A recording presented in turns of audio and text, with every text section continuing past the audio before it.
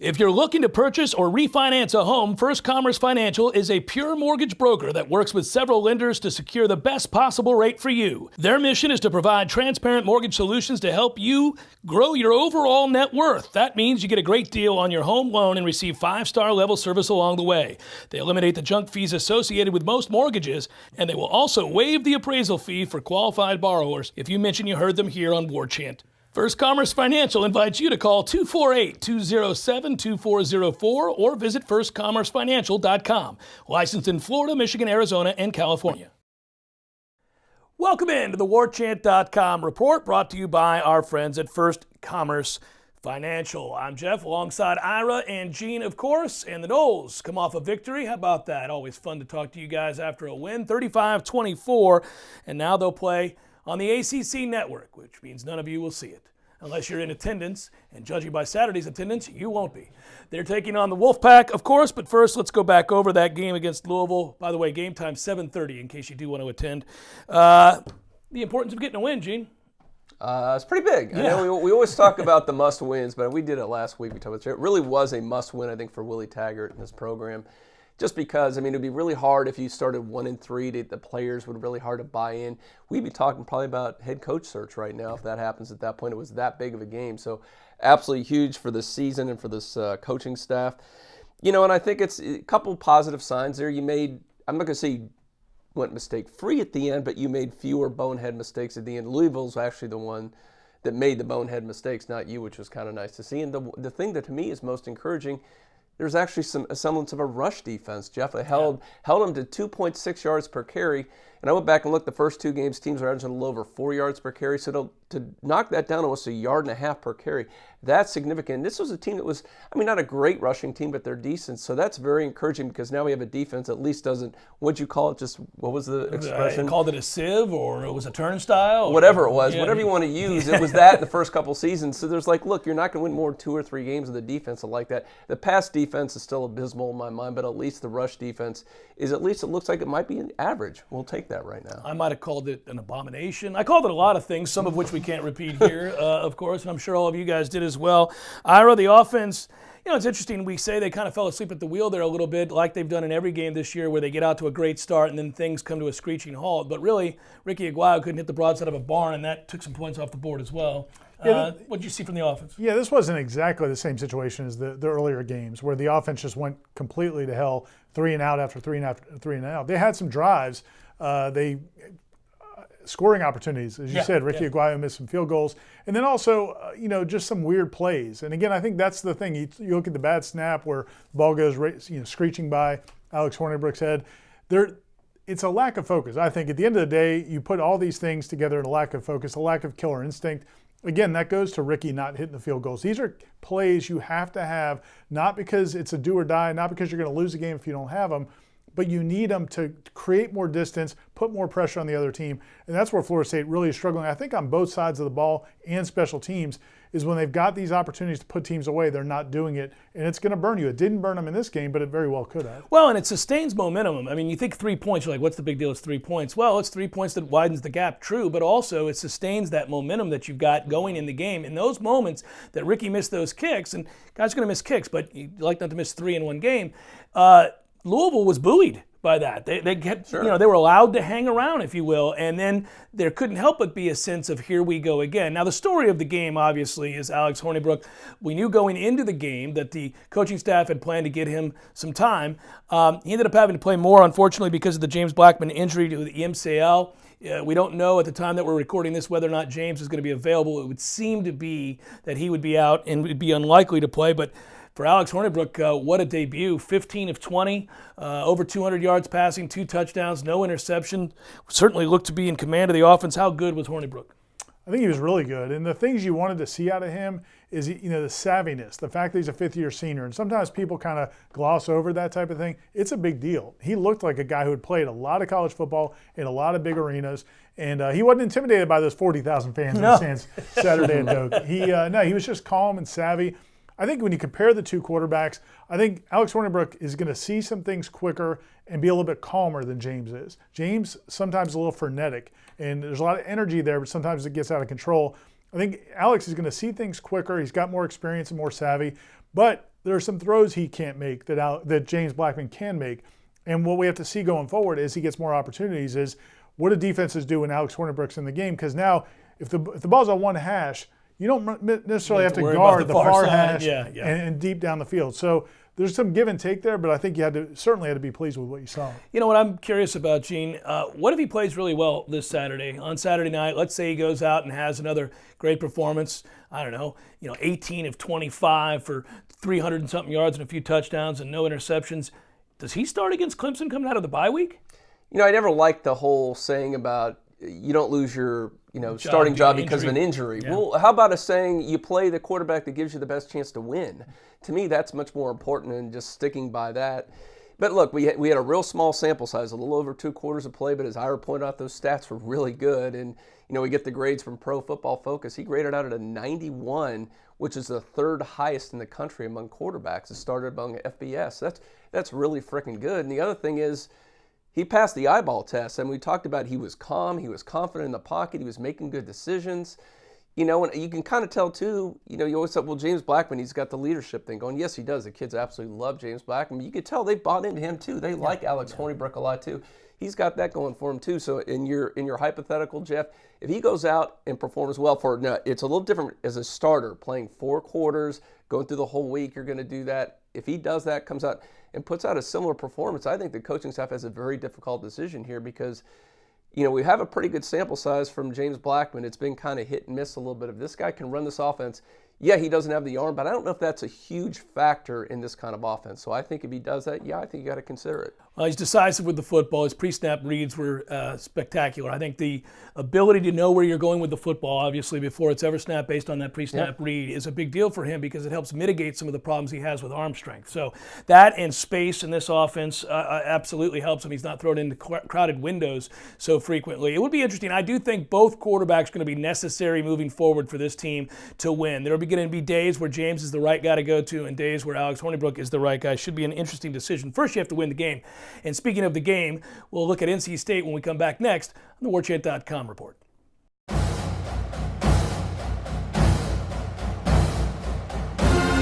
Did you hear that? That is the sound of Florida State football. Be ready, Noles. You bleed it, now own it. Check out Tallahassee's #1 store for FSU gear, Garnet and Gold. Locally owned for over 40 years, turn to their team to bring you the finest selection of spirited apparel and merchandise for every fan. They're always happy to see you and always happy to serve you.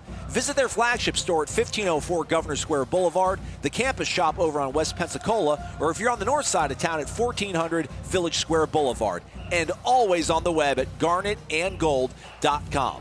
Garnet and Gold, a Tallahassee tradition you can depend on. If you're a Seminole, they're your store. Go Noles!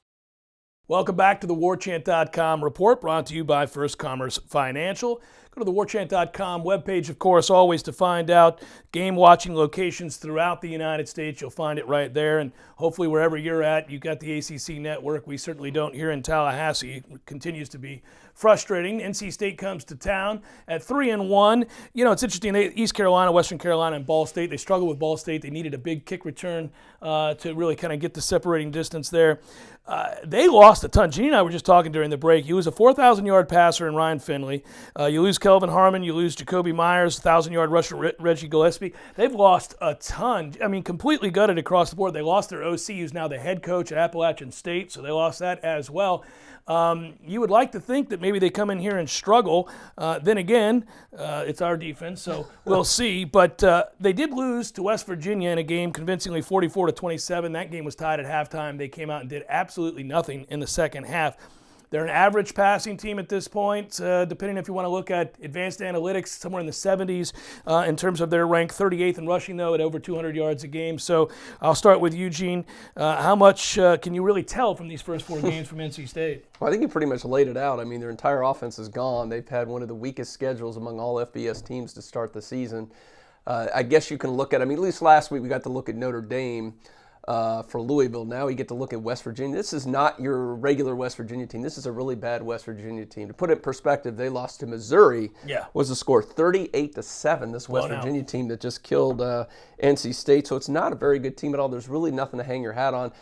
because they haven't played anybody. They're breaking in everything brand new. We don't know. I was trying to find a silver lining, something to look for. They do have a lot of tall receivers. I'll give them that. They have a 6'7" tight end and a couple receivers that go bigger than 6'2". So that could create some matchup issues for you there. But really, we don't know how this team's going to be, except the fact it's probably not a very good offense. I think we can go ahead and say that confidently. Matthew McKay, the starting quarterback, 6'4", 210, is pretty mobile. He's not like the last two quarterbacks. Not as dual threat. Not as dual threat. And Bailey Hockman got in for 2 passes. Now that would be fun if he gets in this game. In that game. Defensively, Florida State is continuing to unfortunately stockpile injuries. Now we know Jaden Lars Woodby is going to be out for the remainder of the year. I hate it for that kid. A shout out to you, Jaden Lars Woodby, who really has done everything they've asked of him, at least in terms of sacrificing, playing out of position, doing whatever possible. He's out for the year now. What's going on for Florida State defensively in this game? Well, I think you're going to see a lot of Amari Gainer at that position. Amari Gainer was splitting time with Leonard Warner at that position earlier in the season. Then they moved Jaden Lars Woodby last week to that position. He got the start and was playing pretty well. Amari Gainer, the good news is he's been coming on. I think Amari Gainer showing the potential that you liked out of him coming out of high school as a big-time recruit. Obviously very athletic. He's not necessarily a great run stopper, but he's a guy that can really play in space. I think you're going to see him the majority of the time. They did move Brendan Gant, who came in as a safety this year, really highly decorated, strong safety type. They moved him down to outside linebacker Tuesday at practice, so that's something you'll probably see for some depth. But it's a big issue now at outside linebacker. If you talked about the two positions, Florida State really didn't need to have injuries going into the season. It was offensive tackle and linebacker. And now both those positions, they've been hit. Juwan Williams has been out at offensive tackle. And now you've lost Josh Kando in back-to-back leagues. That's a defensive end, too. Edge. Yeah, those outside linebacker defensive end types, Josh Kando and Jaden Lars Woodby. It's a big loss. So, I think that they'll have bodies there. As Willie said, they've got confidence in some of the young guys. But there's no doubt there's going to be a drop-off at that position. We look at NC State's defense now. They've been good on 3rd and short, not as good on 3rd and long. That's good news for Florida State, although you'd like to stay out of 3rd and long. That's obviously. They got gashed a lot last year despite having a lot of talent. This is not a top 50 defense. It is hard to get a read, once again, like we were talking about, because of that schedule. They obviously gave it up to West Virginia. Really, West Virginia did what they wanted. George Campbell had a huge game for West Virginia. I know that a lot of Florida State fans kind of thought that was curious, but nonetheless, NC State comes in here with an average defense. Ira, anything you could tell us about that team defensively, and how do you think Florida State attacks this defense? Yeah, they were awful last year. That was a game James Blackman threw for 400-something yards, and everybody was so excited in his one game as a starter. But then you looked at, really, NC State's defense did that to everybody. They gave huge passing yards all last season. They've switched schemes a little bit this year. They're going more to a 3-3-5 as opposed to a nickel, which they ran last year. And you give something, you get something, but you got to give something. They've struggled against the run. West Virginia ran for over 6 yards a carry against them. They also haven't been great against the pass again. Ball State threw 57 passes against them last week and only had 1 interception. So this has not been a good defense. They've changed schemes a little bit, but the returns still haven't been great. So we'll have to see. This should be a game, again, you would think Florida State in the running game would get something going against a 3-3-5. So Ira described what I was thinking and what I kind of alluded to, which is that they're not real good on defense. And he said something that I think causes us all to raise an eyebrow. Cam Akers could have a big day in this game. Oh, he should. 29 carries. You might want to rely on him more. He had 29 last game, so maybe he does even more this week, and I think absolutely need to. I just saw a stat that went up on Twitter not too long ago from Pro Football Focus. He's number 2 in the country in yards after contact, so he's getting it done right now. And I was curious, going back to what Ira talked about earlier with the first initial series and the offense dropping off. I was kind of curious on Cam Akers' usage during those series. So during the first 4 series, he ran the ball 44% of those plays. They passed the ball 48%. Real nice balance there between the two.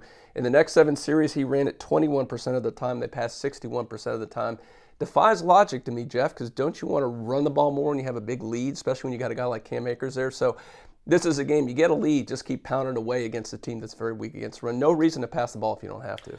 Florida State does a real good job right now on first down of staying, especially compared to last year and the year before, staying ahead of the chains, meaning it's not 2nd and 13 a lot. And that's because you're able to run the ball with Cam Akers. We saw so much 3rd and 15 last year that we really had no chance to be successful, especially with an offensive line that struggles to block it up. I would say we're going to go to the keys to the game now, 3 keys to the game.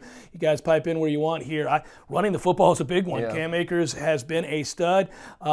I think 29 times is a lot. He's going to take a lot of hits. Colin Laborn's a guy that you can work in there as well, obviously. But running the football, in particular, staying ahead of the chains there and not giving NC State an opportunity to tee off on Alex Hornibrook, who is not a statue, but is not as mobile as James normally is. Yeah, I'm really torn on the Cam Akers situation because I agree. You'd want to give him the ball as much as possible. He's running with such physicality. You see him finishing every run. Yeah. Every single run, he's finishing. And they are going into a bye week after this game, so you could, But it is 29 carries, a lot of carries for a college running back. So we'll see. You'd like to see Kalen Laborn, maybe Deontay Sheffield, one of those guys, be able to kind of pitch in a little bit. But at the same time, you got to get wins, and he's your best weapon. So yeah, I mean, if I'm going into this game, I'm thinking getting Cam Akers off and just riding that is really the biggest key offensively. Key. Going to stick with that, reiterate that? Well, that's obviously, that's Captain Obvious here, but I'll also just, you're much better than this team. I think this team may be even worse than Louisville, just looking at all they have to replace, how they did against West Virginia. It's not a very good team. So, again, just don't screw up. I mean, turnovers limit, penalties limit. Don't give guys the peace sign when you're going in for the touchdown. Don't create stupid penalties, getting in fights with guys in piles at the end of the game if the game's still close. Just keep your composure. If you go out and you play just a solid, okay game and don't make mistakes, you're going to win this game. So the only way they lose is by shooting yourself in the foot. Yeah, and the only thing I would say defensively, and I should have said it before, but I just feel like the stopping the run and just not giving up big plays. NC State's not a big play offense. You can't give them cheapies. Make them earn it, make them work, get down, and make the quarterbacks make some plays, because that's not the strength of their team. That quarterback is not the guy that you necessarily think you have to be fearful from going into the game. So I think they just have to be sound defensively. If they can do that, it would be 3 weeks in a row, and it could be another win. I'll be stunned to watch solid defensive performances for 3 weeks in a row, but it could be the path to a bowl game. Speaking of which, we'll talk about that next. Is there a path to a bowl game? I think there is. I bet these two do as well. That's next on the Warchant.com report. Make it simple, Seminole fans. Subscribe to the Warchant.com YouTube channel for instant access to unbeatable analysis. We're talking 50 years of combined experience covering Florida State athletics, unmatched digital storytelling, including exclusive access with the recruits you need to know, and your daily dose of all things garnet and gold with Wake Up Warchant. That's only the tip of the spear. The Warchant.com message boards continue to be the most active and passionate community of Seminole fans anywhere and feature insider information you won't find anywhere else. Use the promo code WARCHANT30 for a free 30-day trial to see why Warchant.com is your ultimate Seminole sports source.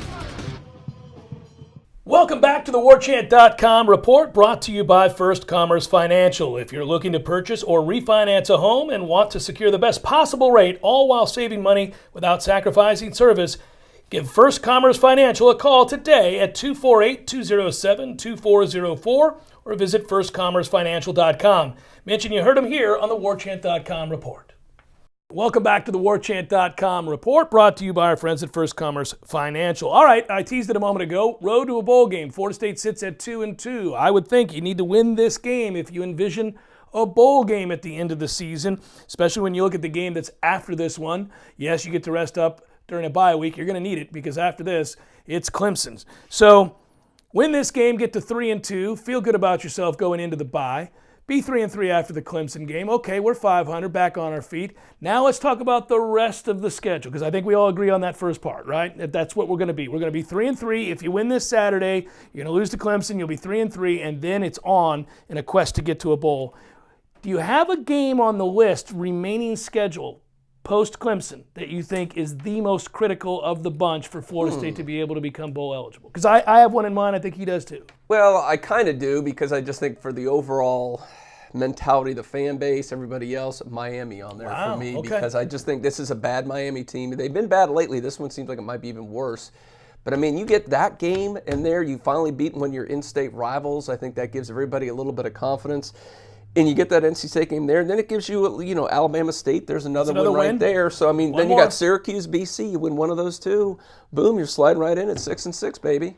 Well, and I think you can do better than that, because I think you can beat Wake Forest on the road, and that's the one that I would circle and say, can you beat Wake Forest on the road? Now, listen, I understand this is not your typical Wake team. It's a pretty good Wake team. It's not an elite Wake team. You can beat Wake Forest. And if you beat Wake Forest, you're going bowling, baby, because you're going to beat Syracuse, and you're going to beat Boston College, and you're going to win 7 games, Ira. This is obviously a man who's never been to Snuggy Hill and doesn't understand how hard it is to win there.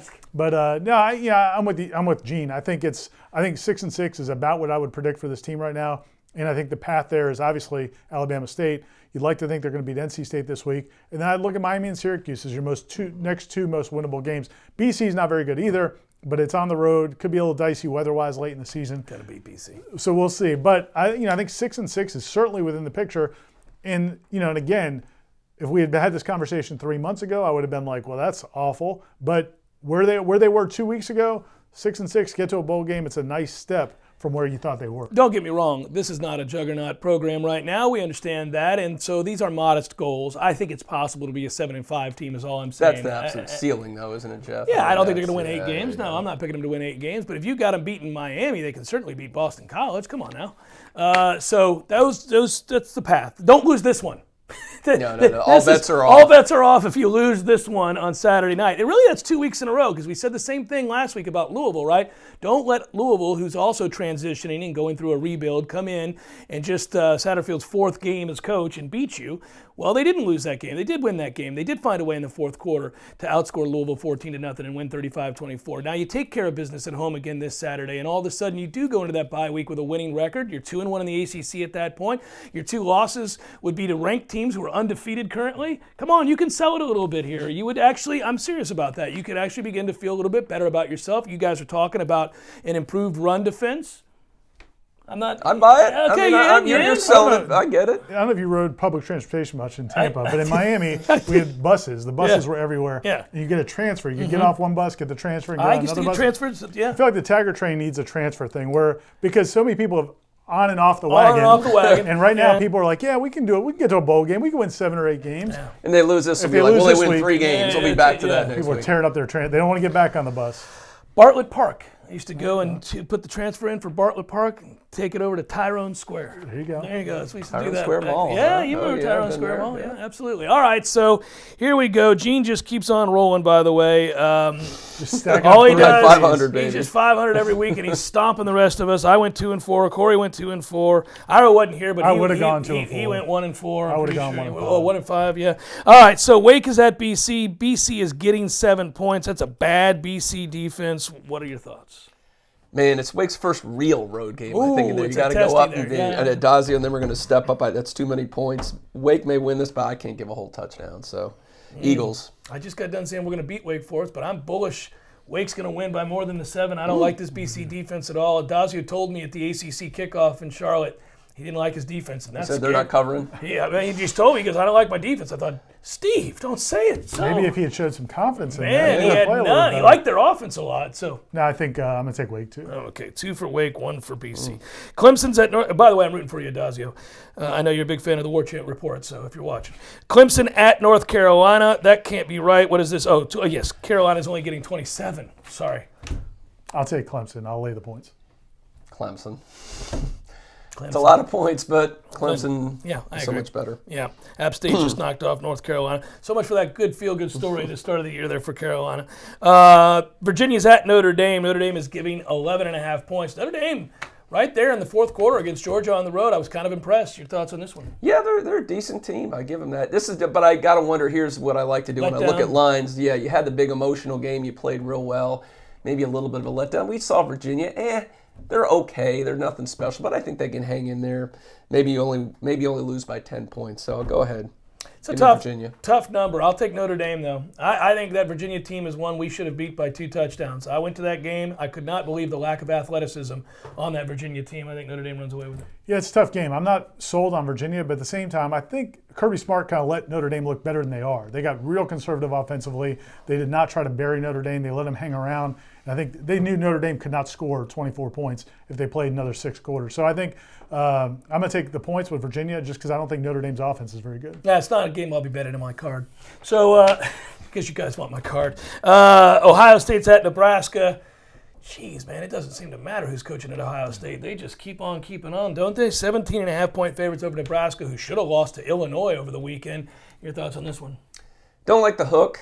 at the end of this one, and I used to always pick against Ohio State, but that's when Urban Meyer was there. Now that he's not there, go ahead and give me the Buckeyes. I'll just go ahead. That's an easy win for me. They're gonna blow them out. You remember this game from a year ago? Nebraska had Ohio State beat at Ohio State. It was a crazy ending to the season. It's one of the reasons people believe Scott Frost was so far ahead of Willie Taggart by season's end, because they were game in this game. They won't be this week in Ohio State rolls. You got to give Urban credit for leaving this time before the entire program had cratered the way it did at Florida. But I'll take Nebraska in the points. It's a lot of points. Southern Cal's at Washington. That was a huge win for Helton at Southern Cal to beat Utah there. They were outgained. They were outplayed by and large, but big plays. Southern Cal got the win. Washington's giving 10. They're fresh off a stomping BYU on the road. This is an interesting game, but I really do like this Washington team as they're coming on now. I'm going to take Washington and give 10. It's a tough place to play, but USC was impressed. They're a little bit better this year. Yeah. Nice win last week, and that's just. I think Washington wins, but I'm willing to give the 10 points. I'll just give me the Trojans. Okay. I think Southern Cal, the players are a little bit galvanized right now. A lot of drama. People asking for coaching changes. People saying Urban Meyer is going to be their next head coach, and he will be. They got a big recruit commitment this week. I think they've got some good energy going. I'm going to take Southern Cal. Washington big. All right, so here we go. NC State at Florida State. Florida State only -5. Give me the Noles, and I'll give the 5. Cover bus. Here we go. FSU, blows that away. This is one I wouldn't. I don't bet, but if I'm betting with real money here. This is one all on the Noles, baby. 42-27 FSU. Look at this guy. I like it. I'll take the Noles 41-28. Oh, close. Good. Those are good. I'm